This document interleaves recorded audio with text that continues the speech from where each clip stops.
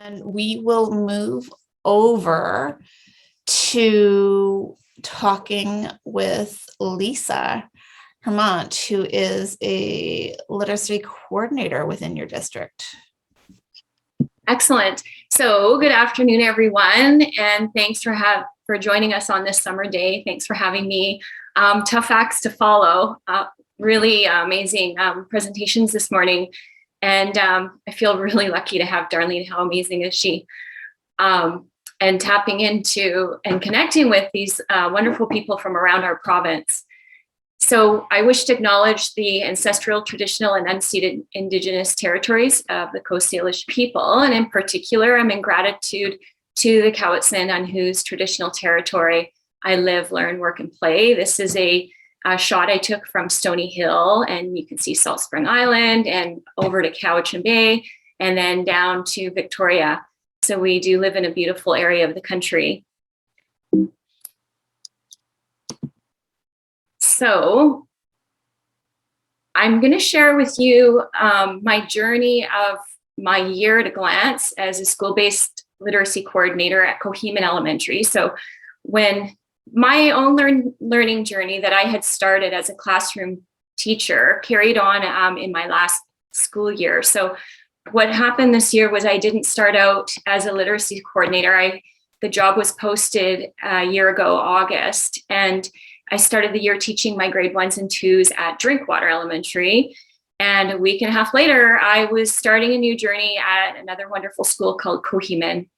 And so Darlene spoke to this. There was great risk identified at 2 of our elementary schools in our district. So my friend Amy was placed at Alexander Elementary as their literacy coordinator. And our 2 schools have a high Indigenous population. And there's immigrant families, there's refugees, there's a transient population, and high poverty demographic for some of our families. So that's what the data showed. There was a need, and this was one of the responses the district did, was create these 2 new positions. So I don't know that we'd ever had a school-based literacy coordinator. In the past, there had been some literacy helping teachers that went around, and that was fantastic. But this was something new. So I had a passion to share and took that plunge, even though it took me out of a comfort level, but it was an amazing opportunity. So I'm going to just talk to you today. It was hard to decide with 1 hour only, may go over. Just maybe some of the tools I use, the resources, some information, where I got that information, and what I felt was valuable to pass on to our teachers. So I'm not coming from a place of an expert with a master's level or a doctorate level of knowledge. This was truly grassroots and collaboration with some friends that I worked with and colleagues. So just a little bit about me. My learning journey started, I graduated from Lakehead University in Ontario in 1995 and moved to Vancouver Island then. And I was primary trained there, but the work was in middle school. So I taught math, science, PE. And not too long after that, a friend asked if I could teach her son how to read. He was starting kindergarten. He was anxious and seemed ready. And when I thought about it, I realized I didn't know the first place to start, didn't have resources to reach for. I knew how I would read 2 kids in my classroom if I had a primary room. I knew how to choose books that matched our themes. I could match different kids with different levels of books. But when I really thought about it, my students in my practicum weren't really seeing the same things I was. I was whole language trained, and they weren't seeing those smaller patterns in the words. And when you think about a word like 8, and you have that beginning sound with those 4 letters, they weren't knowing how to see it. I couldn't explain it. With my grade 7s, I didn't know everything there was to know about acids and bases or space or electrical circuits, but I could turn to a body of knowledge and then pass that on to my middle school students. And I couldn't do the same thing with reading at that point. So it was not until 2005 when my oldest daughter, Maya, seen at the top, that's when she was in kindergarten. She went to kindergarten in a K1 classroom. And at that point, I literally felt like I'd been hit by a bolt of lightning, because her teachers, Carrie Wiesner, Darlene Collinson, they had something going on in that room that I had not seen before. What they did was call them the sound keys, or the keys to reading. And they truly were keys to reading for those kids. They'd broken down that code of 44 phonemes, which I did not even know that's how many there were coming out of my training. And they did that in a way that was incredibly fun, incredibly engaging, and incredibly successful for the kids, because they became, not only did they become good readers and writers, but they that carried on through their years. So in fact, some of the intermediate teachers would come down and observe what they were doing with these kids that were so accomplished at such a young age, with something that was unexpected. It wasn't expected that kids would be that successful. So I spent every minute I could volunteering as a mom in that room. I was so lucky enough to have, I could teach in the room next door 2 years later when Maya was in grade 2. And my younger daughter, Anya, you can see her on the bottom, she had them for grade 1. So everything they took home, sent home, and everything I could get my hands on, I did. And of course, they were generous with their times. They were true mentors to a lot of people. So their program became my program. So I happily taught everything from then on between grade 1 to 9 after in those years. And then about 8 years ago, I landed at Drinkwater Elementary. I was continuing in a grade 1 classroom, grade 1, 2 some years. And I felt good about my practice. But when the pandemic hit, I feel like that's when a tidal wave of information regarding structured literacy hit. So I don't know if it's because conferences were online now. Parents were at home teaching and had a lot of questions. People were sharing a lot of information. A lot of this information became accessible to people. So, and also what was understood, the word was out, how most kids had been taught to read was with a flawed and debunked method if you were looking at the whole language practice that I had been trained in. So like I said, I felt solid in my practice thanks to Carrie and Darlene and their structured approach. But I was learning information during the pandemic that I didn't even know that I didn't know. So I heard Emily Hanford's podcast, A Loss for Words. That was incredible. There's a picture of 4 of her work. And I joined the Science of Reading, what I should have learned in college. At that time, there was 40,000 members, and now there's over 163,000. So we weren't alone in turning to other resources. I could listen to podcasts about reading. I didn't know that would exist. So Amplify is just one of many. And I stumbled upon Really Great Reading, where I did some training for free. And I highly recommend that training. It was just passed on in a way that was so accessible and easily understood to me. And I talked about that a lot and shared with colleagues. So during that time, I was able to join some online academies. So if you're looking at this just from a literacy coordinator point of view, I highly recommend these for teachers and admin. In fact, at Coheman, 10 of our staff members joined the Reading Simplified Academy. You can see that on the top right, where you get training and you get resources to use with your training. And I joined the Reading Science Academy with Dr. Stephanie Stoller. Incredible. Again, incredible for anybody who is teaching or decision-making when it comes to literacy. Of course, there's symposiums, there's book studies with people from around the world. It's just an incredible time, I'm finding. So another key to feeling successful this year was finding people. I said I didn't come in as like a solid expert, but I knew where to turn. I knew if people had questions, who to turn to, what to reach for. But when I got to Coheman, I linked arms with our speech and language pathologist. Incredible wealth of knowledge. Of course, they know linguistics, and we know that reading is speech to print. So tap into that as a resource. Our English language learner teacher, our ELL teacher, Tasha as well, couldn't shake me. She was a huge resource and help in my journey and working with the same kids that we're all working with. Our LA resource team, I wasn't alone. I was solidly part of a team once I joined, and Darlene talked about the fact that I'm part of a team at district level. So Fridays we meet. So I had our coordinators and of course, Darlene, which was an incredible gift to our district when she landed. I couldn't believe it. She talked about our literacy networks. I won't go into that. That was, again, grassroots teachers who were interested in the same things. And back then we were meeting on Zoom because of COVID. And we've been able to use district space to meet in person. And that was a real help. Once I landed at Coheman, which I'll talk more about some of the things I did, I also created a connection with colleagues by, during one PLC, I trained our educational assistants, our EAs. No, they won't all have time to be able to implement this, but with that knowledge through their day, they can help tweak. But if an EA is connected to an independent student, we have EAs now running small intervention groups with some of the resources that I gave. Right track reading is one that is scripted and easy to follow. Also at my past school, an Indigenous support worker came in, and Elaine was invaluable for some of those kids. So it was just stealing 10 minutes, 15 minutes at a time, and just handing these resources to different people that we would all see throughout our day.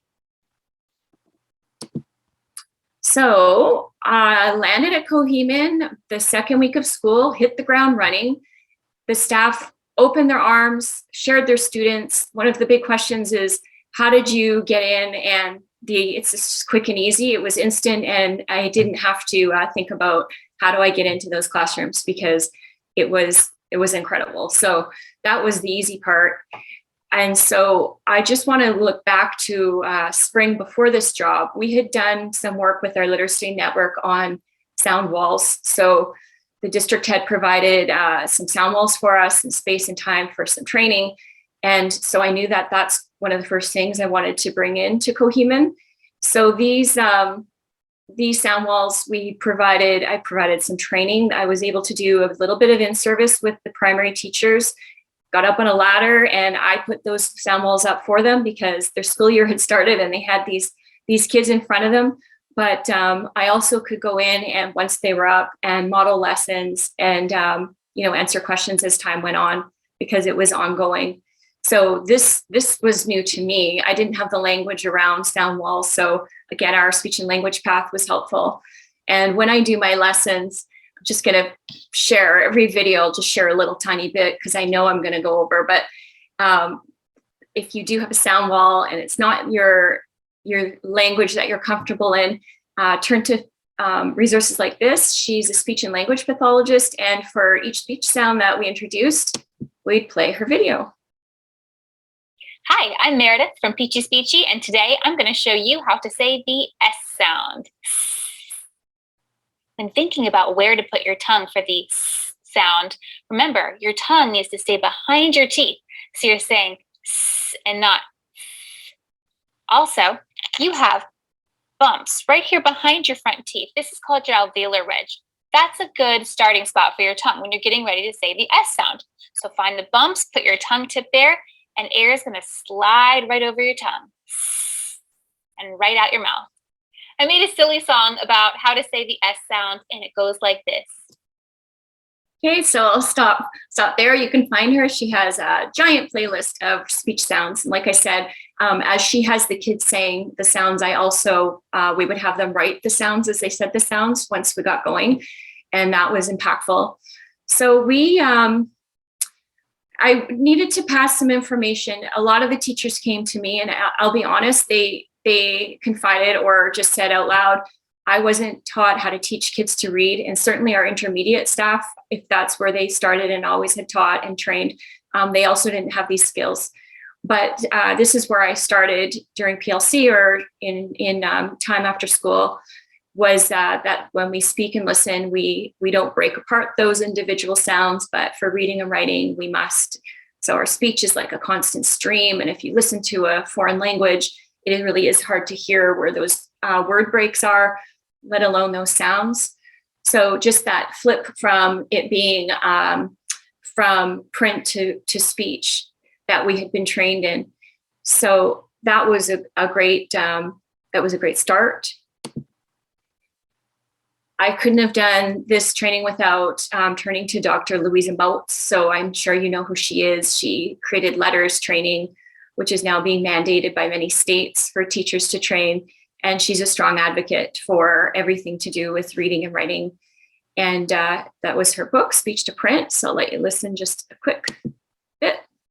Research that we've done about children learning sounds tells us that they have to not only listen to the sounds, but see how the sounds are made and feel what their mouth is doing. Some children almost have to be told what to do with their mouth because their ears aren't good enough to let them know the difference between p and which are similar, or k and g. And it helps a lot when you pronounce the sounds clearly. I will say the beginning sound and the end sound, and you put the sounds together to make a word. Watch my mouth. Og, Kiwan. No. Very good. It's the combination of watching the sounds, hearing the sounds, and feeling what the mouth is doing that helps most children catch on to this. Part of our training was also with, so you can see on this insert is Dr. Mary Dahlgren, and she created tools for reading. There are other sound walls out there, but this is the one that we used, and training's incredible. Materials are fantastic. And she's being interviewed here by Dr. Pam Kastner. So I'm just sneaking Dr. Kastner in there because she has a collection of literacy wakelets where you can find everything, including sound walls, to do with literacy. So she has videos and training and handouts. So if you find Dr. Pam Kastner, she's from Patton Literacy out of Pennsylvania. And they're also incredible with having conferences, and they've just uploaded on Patent Literacy a symposium, all of the videos for free that they recently had in June. So 2 names to go to YouTube, see lots of information for free from those 2 experts. I talked to you about joining the Reading Science Academy. Even at our district level, we had an early success screen. I asked Dr. Stoller to have a peek, gave some feedback when we were looking at our screeners that Darlene had talked about. Again, if you're a teacher or coordinator or coach or admin, I highly recommend joining her Reading Science Academy. She's so accessible. She has a lot of resources that you can pass on to your staff, a lot of videos. She has guest teachers every month, so you can be on a live with Anita Archer or Susan Hall or Jan Hasbrook and so on. So she's extremely generous. So of course, during our school year, we had PLC, so I won't run you through each and every one in fine detail, but that was my opportunity, and I was admin supported this was our year for literacy, that these PLCs were going to be dedicated to literacy. So I brought in linked arms, as Darlene says, with our speech and language pathologist, like I said, Danielle, Tasha, our ELL teacher, was part of that. And then when we're thinking of our intermediate teachers who needed the foundational knowledge, we ran one PLC going through some primary classrooms where the teachers could run them from those classrooms through phonemic awareness activities, through identifying phonemes and graphemes in different ways, just so that they could get their heads wrapped around this, what would seem basic information.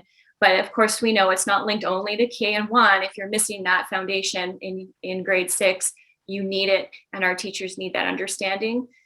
So that is where we began. So what I'll show you next is just showing you again some of those foundational ideas where our teachers were at. We were at the basics for some of us, and a lot of our teachers, like I said, confided, I don't know the first thing about this.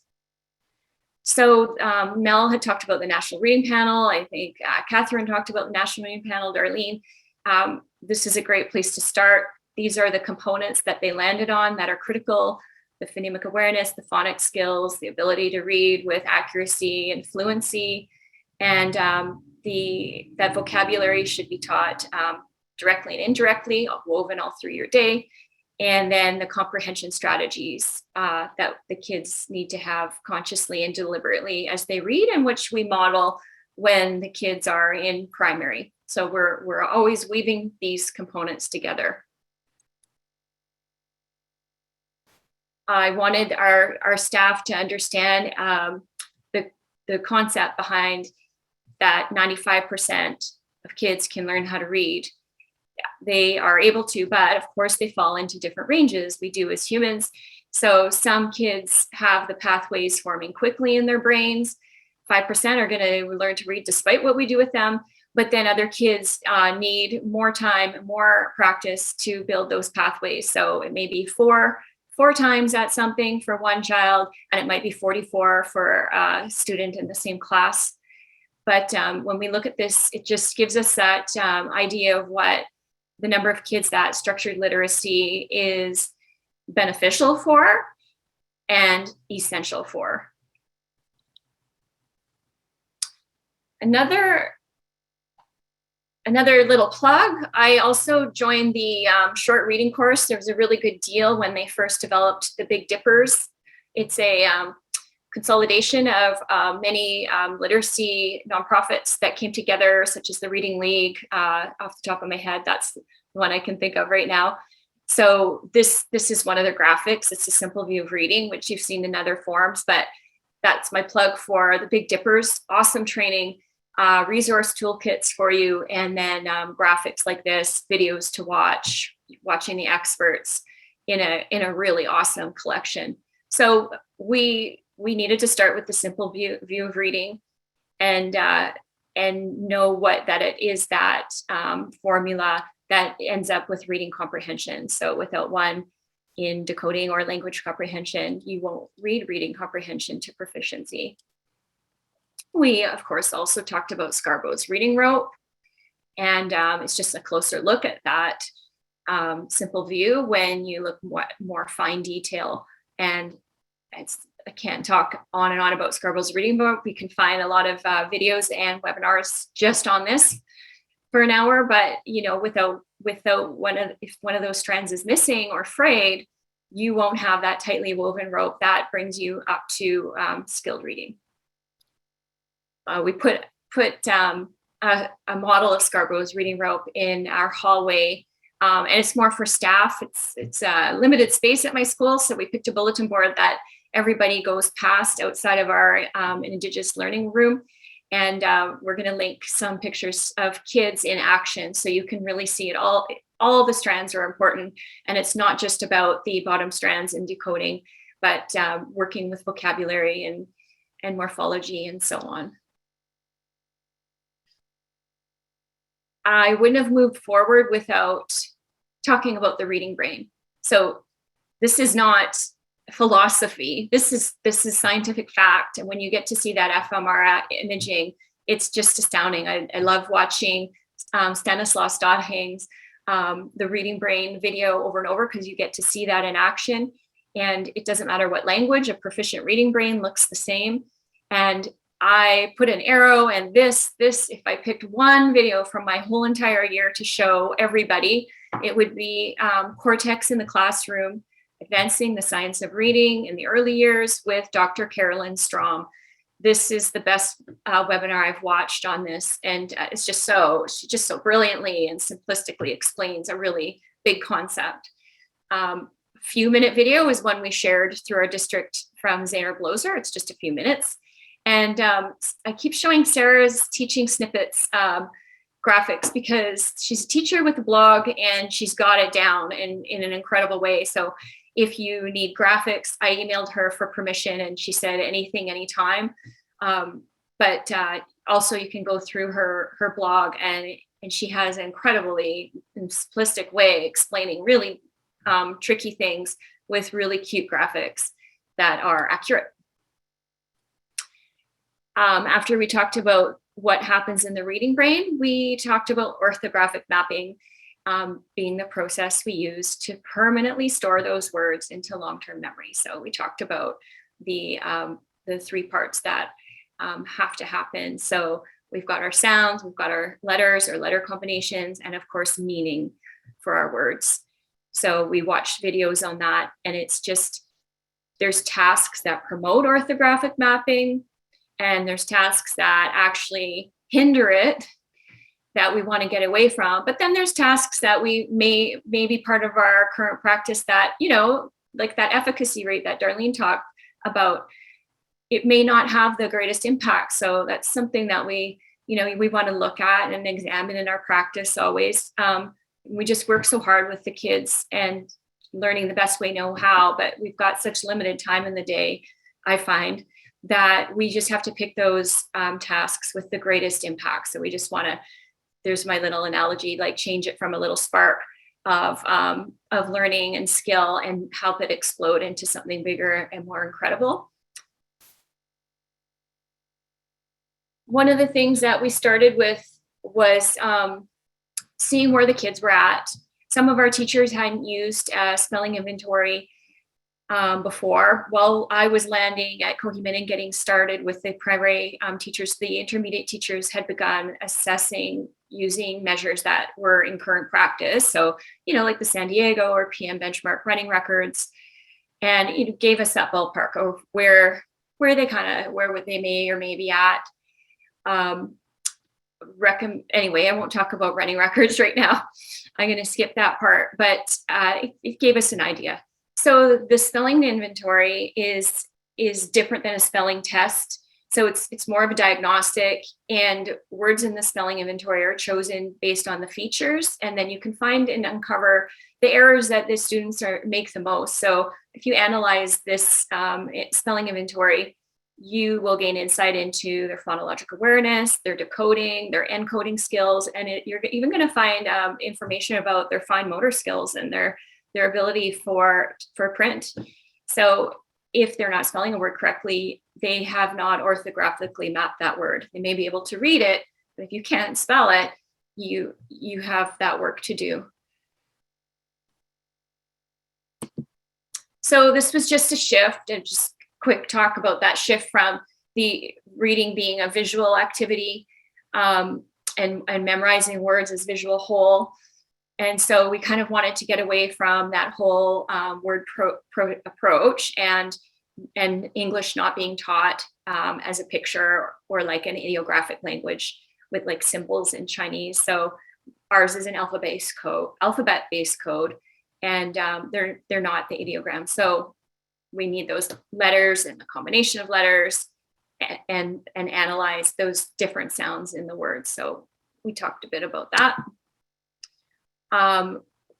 We talked about word mapping, phoneme grapheme mapping. This is a video of a kindergarten student, not in my room, but this process really helps with orthographic mapping. So yes, we had kindies doing this procedure, but also you would see this in grade 7. So all the way through in our interventions, and even just for our typical readers found it really interesting, actually, because this may not have been an approach that they had ever done before. So, you know, in word work time, 15 minutes here and there, this is something even that our intermediate students did.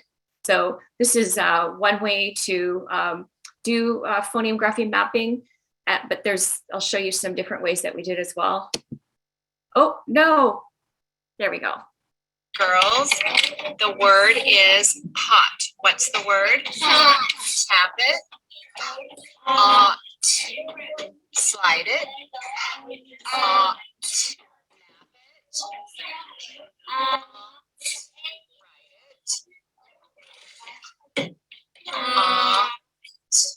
And what's the word? Hot. Write it again without spaces underneath. Good.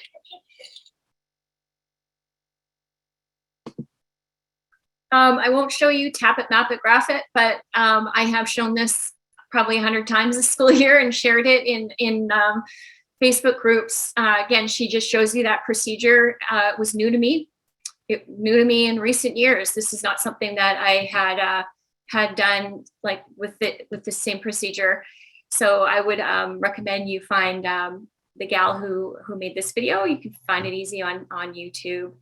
And a book that supported this work was Phoneme Grapheme, Phonics and Spelling Through Phoneme Grapheme Mapping by Kathryn Garforth. She has a new edition coming out, so I would hold off on ordering it just yet. You can buy it from Really Great Reading, and that's where it's housed now. And she also has a Facebook page dedicated to the book. So she's super responsive in the group, and it's kind of interesting chat about the word list. This book you could use from grade 1 all the way up to whatever grade they need the more advanced phonemes in and phonics work. So she brings you all the way up to suffixes, prefixes, and a little bit of morpheme work. She also tells you the why are words spelled the way they are, which is something I completely had missed until recent years.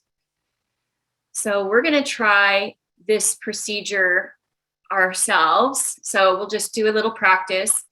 So this teacher says the word shop, and the student repeats it, and you tap out the sounds, sh, op, and then we say it again, and the kids move their chips or markers, sh, ah. You could use magnets, bingo chips, or just make a mark with your whiteboard eraser. And we're going to say the word sound by sound again, and box by box, we'll move the chips and write the grapheme, sh, ah, shop. So another activity that we won't have time for is you do. And if you were to, let's pick one word though, at the bottom I have the word splash. So I would love if you could say the word splash, tap it, and then map it. How many sounds? And then write your graphemes for it. And I'll show you how these words would be broken up. For some, this is old news, and for some, it's new. So, of course, with this blend, we would have them in different boxes because it is one box per sound. Our digraphs is one sound, so it is one box.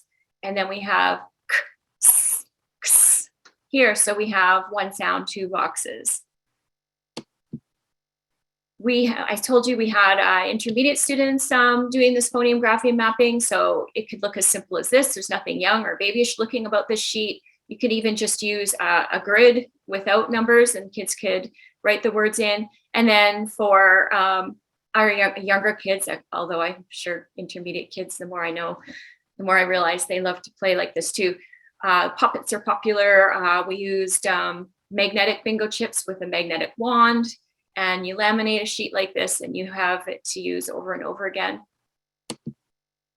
As the kids get higher in skill, you can analyze and find those sounds perhaps in connected text to your lesson. So you can see those clear bingo chips are finding those sounds in the words, and then they're just writing a word sort and breaking it up. Another option you can see on the right, it's just a sentence, or you could just have a phrase, so that if that text is overwhelming for your students, this is a great start. I love word strips, and I love strips with just phrases and then into sentences and then into short passages and so on. But here's a sort that, again, at any ability level, you could be doing the same task. I've bought this on Amazon. It's meant to be a math tens frame, but you can see that you can map it and graph it on this and break things up that way. This comes with 6 magnetic sheets and 66 of the discs. Another tool that we use to support all of this work in the classrooms, again, whether they were young or intermediate, they love to get their hands on and move these tiles. So the top left is from University of Florida Literacy Institute. It's free template that you print and you laminate. You need to get Velcro dots and do a lot of cutting, but it happened pretty quick in my life to make 22 a class set for last year. And this is free choice center time in my room a year ago. And this is something they asked to do. You can see these gals at my table, and then in the back corner are boys choosing to do this during their free choice playtime. On the right is a tile kit from Really Great Reading. I keep plugging them, but I think that they're fantastic. A little bit more money, but it's fancy. The kids love it, and you can move those sound tiles, and Really Great Reading brings you into syllable boards too. that come with that kit that you can't see. We found this was effective to implement, just having literacy centers in our intermediate classrooms. So this was outside of their Tier 1 instruction and their regular language arts block, but for half an hour, the resource teacher and I would push in, and we would run different centers that the kids would cycle through. So here are just some of the things. The bottom right, you can see there's some grade 7s with those phonics mats. And what they're doing here is doing sound chaining, or just that phoneme manipulation. So some groups would come through and change at, cat to cut, and you're just changing the one sound. You could call it, some people call it ladder chains or word chains or sound changing game. And this is just one of the tools from Dyslexic Logic, where they have a lot of free sound chaining options available, or resources available that you can print down. So the teacher's running this group, but this is something she has her students do with partners at different times of the week. I told you that a lot of our teachers had joined the Reading Simplified Academy, and they she has the Switch It lists are in Reading Simplified, and they're fantastic. We see kids playing Crazy Shorts, Longs, or Mores. They're from Sound Readers, and that's a Canadian company.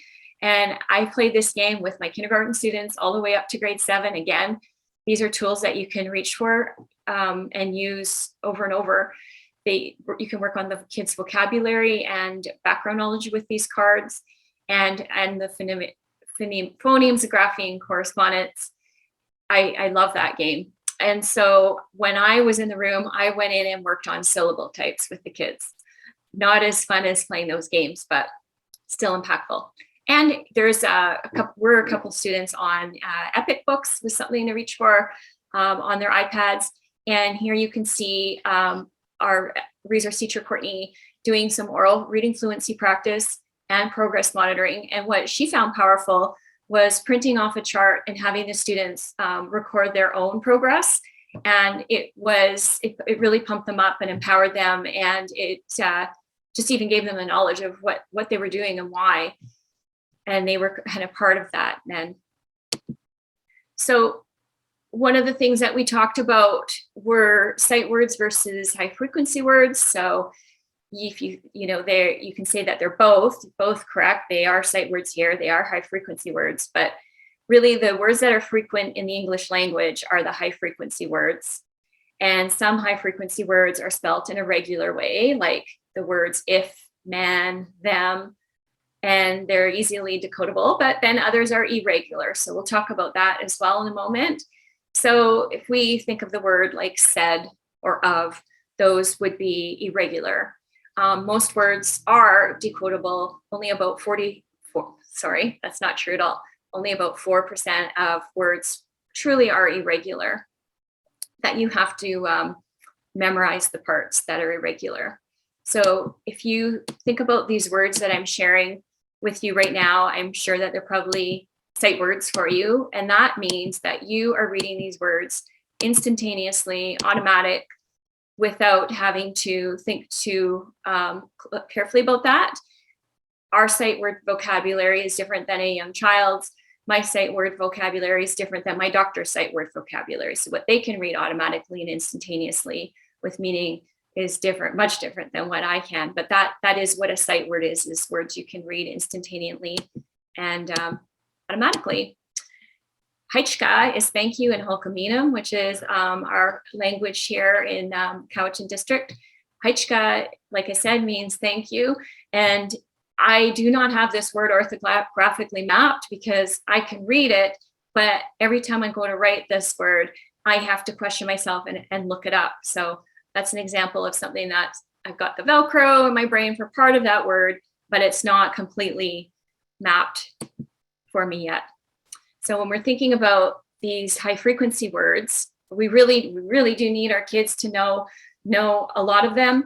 But when you think about the first 10 words that in that high frequency list, they make up 25% of written text. So yes, we really do need our kids to know this. by sight? No, we're going to look at how we analyze them in a moment. But again, when I was taught how to teach kids how to read, the message was English is crazy, it's oddball, it makes no sense. And I really also turned to Denise Ide from Logic of English for uncovering the logic of English. You'll see that on the next slide. Find her on YouTube. There's a lot of Denise out there, but she also has a game book package and a resource called Sounding Out Sight Words. I wish she called it Sounding Out High Frequency Words, but that's a great resource to use, and the games are really engaging and fun. So I talked to you about uncovering the logic of English, which I highly recommend if there was someone just getting started on their journey and there was one book to turn to. I would suggest this as an amazing starting point, because it gives you the why of some words that to us seem to not make sense at all. Like the TW and two, you have to memorize that, kids. It's crazy. Let's throw it into our alien word wall. But when you look at the TW in other words like 20, twice, twins, 12, twine, it actually does make sense. It's just not the pronunciation. So there is meaning in those graphemes, but our pronunciation has changed. Same with the word one. The word said was always, again, an alien word. I had an alien word wall for those irregular words in my grade 1 classroom, but I never really linked it to this information. He pays, yesterday he paid, he lays, yesterday he laid. We've just changed the pronunciation of he says, yesterday he said. So if you can give the kids that information, again, there's that little bit of Velcro for that meaning of the words and helps them with that spelling. So much out there. I did not know K takes I and E, C takes the other three. This little graphic up a little poster on my whiteboard helped that. How do I spell? Which one is it? And you just have to memorize it, kids. But no, you don't have to just memorize it. Are there exceptionalities? Probably, but this is a pretty good rule of thumb.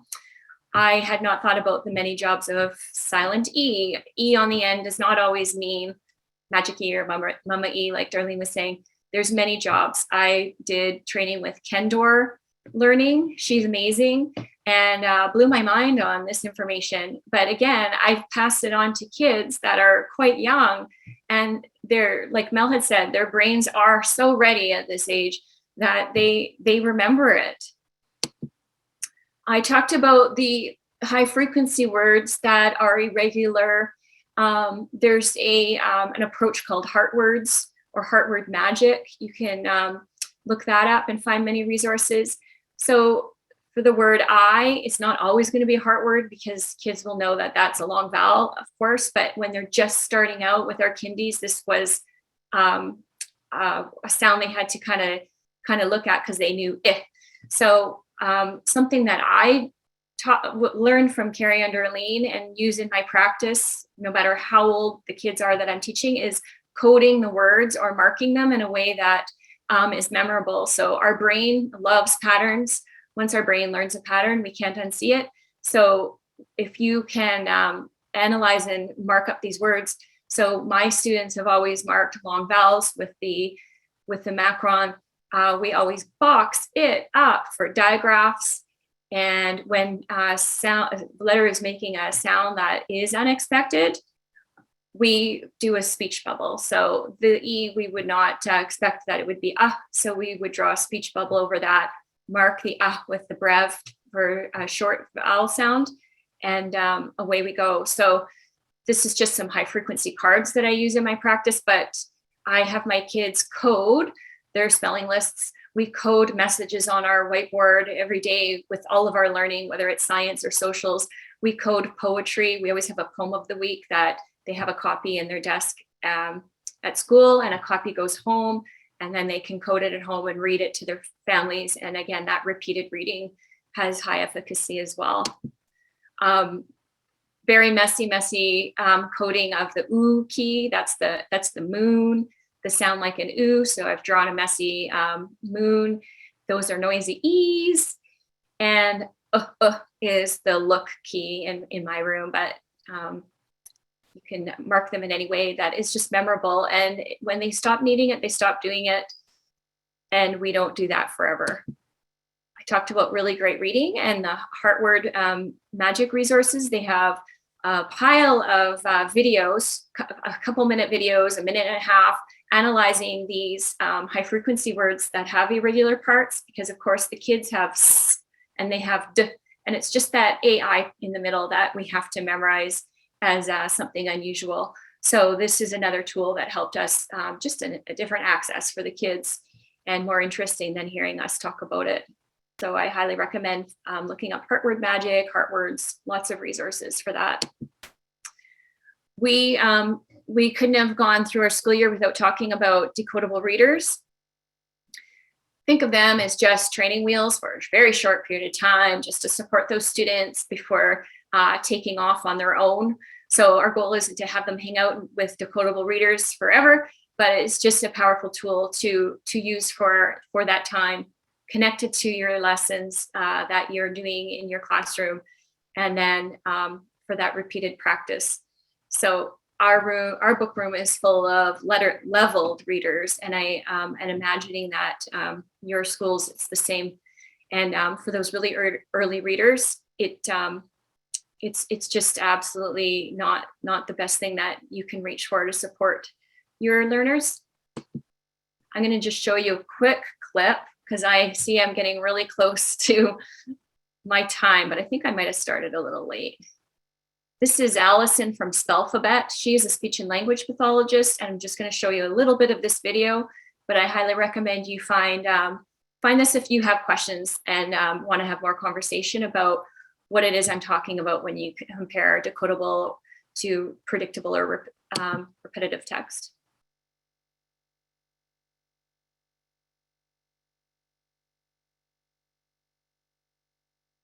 I want to talk about repetitive texts or predictable texts, which are often used with literacy beginners and strugglers. So I brought along a literacy beginner here, and she's just started school. She learned a little bit about letters in kinder, and her teacher has been focusing on these, which are the most common letters in English. So she's learned so far one sound for each of these letters. She's learned e, t, a, o, I, n, s, r, d. And she hasn't learned other sounds that these letters can represent. So she hasn't learned the A in cafe, or the E in bee, or the O in want, or the R in front, or the I in high, or the E in ski. She hasn't learned in bird, or in for, or R in car, in her, or sh. But she's making a start. She's recognition of symbols for some children can take a bit of work. Now, the books that she's taking home to read at home for each night, and that her parents are faithfully reading with her, these are example books that I've made up using Google Images, the copyright-free images. Thank you to the lovely photographers, because I didn't want to use someone's published book on my website if they might get cross with me for saying things they didn't agree with about them. And so we're going to have a look at this type of book, and if you have a child that has used these kind of books before, you'll recognise the formula. We'll have a look at it from the literate adult's point of view, and then we're going to have a look at it from her point of view. So yeah, I really recommend that you go back and look that up. I can't show you anymore because of the time. We brought in some decodable readers to Coheman, and at my previous school, they really, at Drinkwater, had really began building. So someone had asked about resources. So like the principal just uses a little bit of resource money every year that they can, and then you're going to slowly build. So if you go to the Reading League, you can find lists and lists of decodable readers. We really liked the Phonic books, and we're here in BC. You can purchase these from West Coast Literacy out of Vancouver, which is fantastic. Foothills also has them out of Alberta, and there are a lot of free decodables. We talk about teacher time. I made a library of decodable readers before I left my old classroom from Spelled, Australia. So that's what I used for my home reading program. Work intensive, but once they were made, and I will have them. Another really important piece to our puzzle this year was talking about morphemes and bringing in, awareness for some of us. I had never worked with morphemes in my practice, and we got Morpheme Magic, the book. You can join her Facebook group, And our teacher's goal this coming year is to build some morpheme walls, because I came in and classes were established and we got this book later into the school year and they did somewhat of a study. But in that Facebook group, I found a whole pile of PowerPoint presentations that our teachers used as their tool in their classroom. So they would just share it on their Apple TV. And hopefully this coming year, this will be one of our projects, is to build that wall for reference. And you saw when we went in for literacy centers, morpheme work was also something that Courtney, our resource teacher, would do in a few of the classrooms. And yeah, the kids found it fascinating. And this is where I have to focus my learning, because this was not part of my language. Also powerful is looking at the syllable types. So the advanced word study resource there is out of Mississippi, I think. And it is free. It's free online. It's 6 weeks of work. And that's what I used after I introduced the syllable types with those candy bar words. And you can find the candy bar from Lucky Little Learners. She has a whole blog post and freebies to work on that. On the right is a package from Mrs. Winter's Bliss. She is aligned and her resources are fantastic. And then there's always fun. Here's another song. I don't know if you've ever seen this, but it is just a fun way to catch their interest. And it talks about syllable types in song. Is there anything anyone has a question for before I start this next section? Sure, let's go through. Or we can. I think, a lot of the questions are looking more at your resources. And I think if we go through and put a download at the end that we'll put in the resources on the replays for this, so people can get access to some of these amazing things you're showing in your show. Yeah, with the links. That's what we'll do. Yes. Sounds good. But late fall, we did an assessment blitz. So what was that? It was to inform some intervention that we wanted to do after Christmas. And we planned for an intense intervention for as many struggling readers as we could. So our LA resource teachers' caseloads are giant, as I'm sure at your schools they are as well. So running reading groups couldn't be part of their practice. And so that was kind of a shift from previous practice at the school when we had a new team.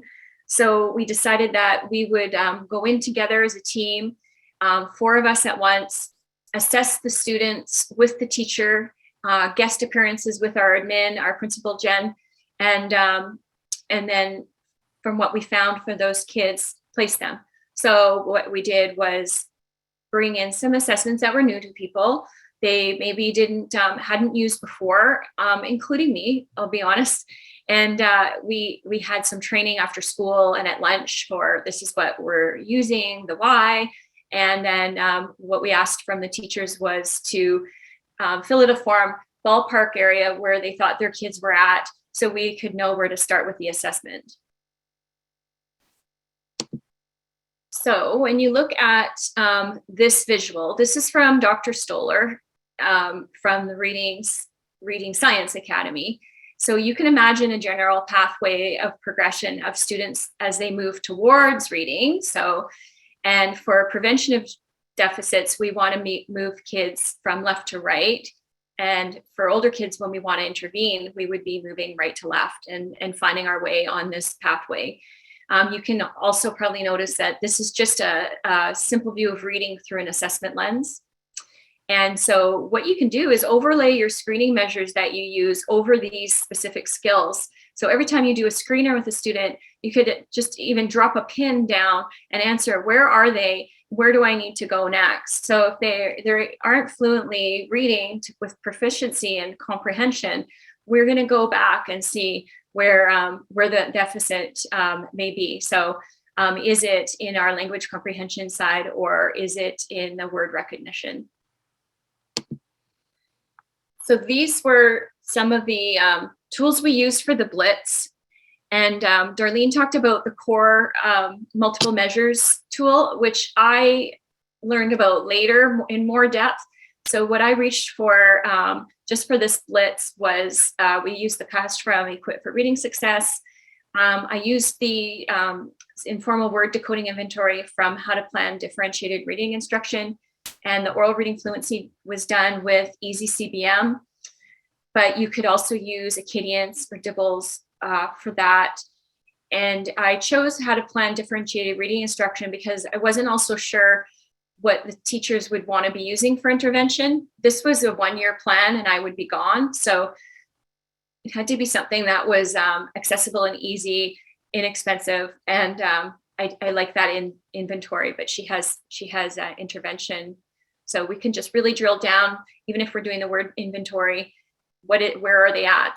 If they don't have their vowel teams, or I put magic E, but vowel consonant E or our controlled vowels, we can just keep going back and find where the kids are at. What we took with that information, we did a giant sort and put the kids into groups focused on those skills. And like one of our resource teachers was going to work with the alphabetic principal kids and CBC. I was going to do blends digraphs and so on. So each through our day was working with kids with that same skill, and we would pull from other classes. But two things that came out of this. So our intervention was not done during the regular language arts time. It was in addition to, so they weren't going to miss things from their tier 1. And also what we found was some classrooms, specifically one in mine, there was such deficits that I think there was 2 proficient readers and the rest needed help. So that changed his tier 1 instruction. So that informed his tier 1. He had to change and switch things up because you can't have 80% of your kids going off to tier 3. It's now a tier 1 situation.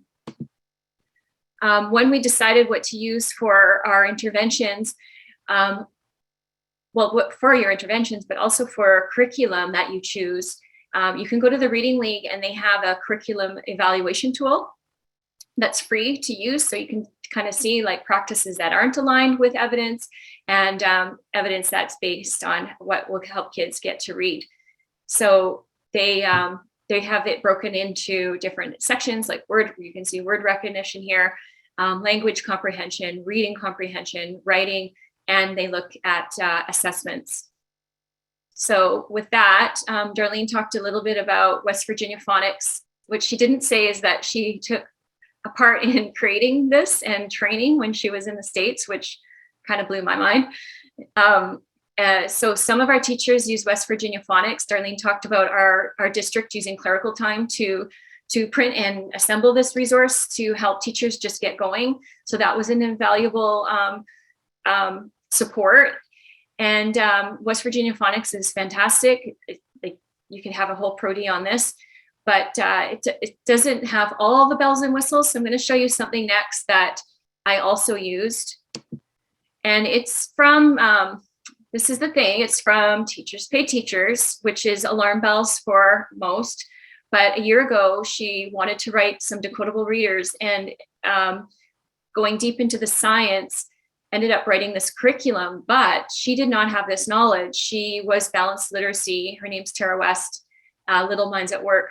She created a think tank of 25 experts. So many of them were teachers. They were letters trained or Gillingham trained. They, I think she had some speech and language pathologists and some psych that helped her know what needed to be aligned, evidence-based practice. And she created this curriculum. So I started using this just to try it out. And I not only used it in my intervention groups, but I ended up bringing it into our kindy K1 room, and we had tremendous success. I can't even tell you how surprised we were. It was amazing, in fact. And so I so love this curriculum. I feel like now this is a sales pitch that our district bought 75 licenses, and we're going to be doing training in August with teachers in their own summertime. And they're going to get a license. So we bought those licenses, and then the teachers will attend and get the licenses. So she has that scope and sequence. So kids are never going to be working with letters or sounds that they haven't been introduced. And then she has 25 lessons per unit. For every unit, there is a decodable reader for every lesson. Sorry. So there's 25 decodable readers per unit. So there's so much practice time. She includes dictation and has the kids reading the sounds, writing the sounds, spelling words, and dictations. We got our kids into sentences after only about 14 lessons. It was amazing. So you just see some of the things that she includes. I said, you know, all the bells and whistles. She has all the bells and whistles and more. Once you print and laminate them, they're yours, but it's going to be a lot of work to start. That's the one thing I'll say about that. But once you have it, you have it. She also includes pre and post unit assessments. And if you really want to drill down further, she has a free assessment guide on her website. The reason that I included this photo is because I just wanted you to see that the unit includes strokes and practice sheets. So they're going to be practicing their lines and their circles and their slants and the humps and the bumps that come with letter formation. So I'm not just for this sales pitch, I just really also passed on to my teachers how important handwriting practice is. And it also should be an essential part of, an integral part of your reading and writing time. And that tier 1 time woven in together. So I'm just going to say a quote from Stephen Graham, who is, he's out there right now with a lot of information. So of all the knowledge and skills that are required to write, handwriting is the one that places the earliest constraints on our writing development. So if they can't form the letters, if all they're doing is thinking about letter formation with reasonable speed and legibility, they can't translate the language in their minds into written text. So struggling with handwriting can lead to, he says, a self-fulfilling prophecy in which students avoid writing.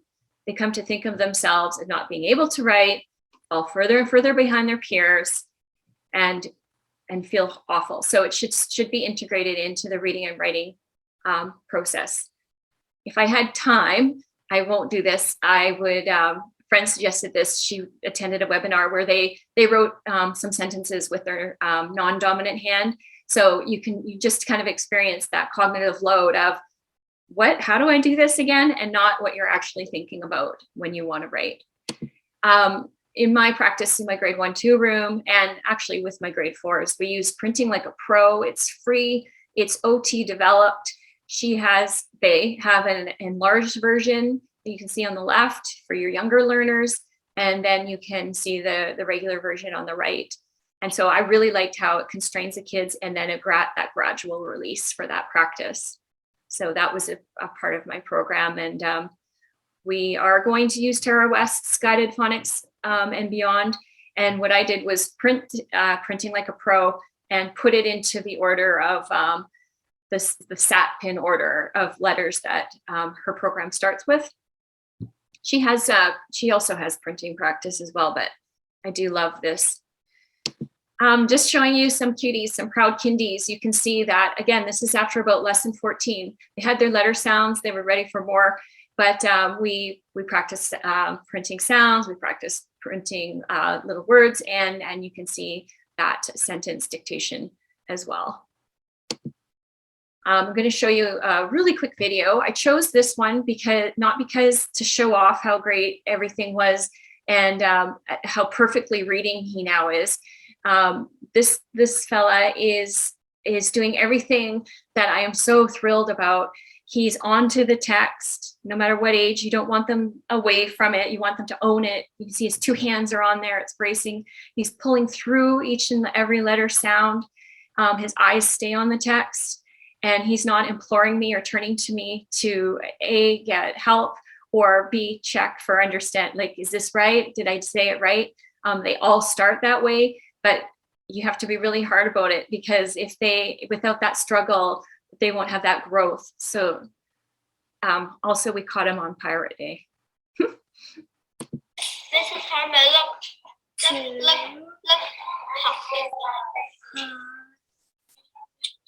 Top, Ben,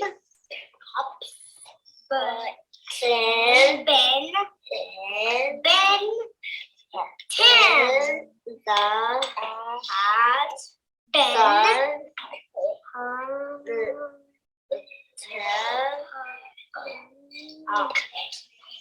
hops, 10,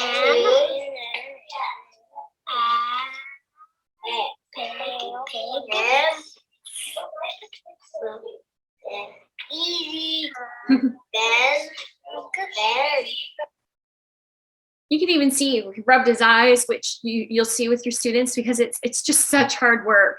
But without that hard work, again, they won't see that growth. So it was really exciting to work with this group and others in kindergarten, and just see that growth. And oh my gosh, how quick it was, and how proud they were. So this is, I just have a couple more slides. I'm at the end here, but this hand picture, this was after just those 14 lessons.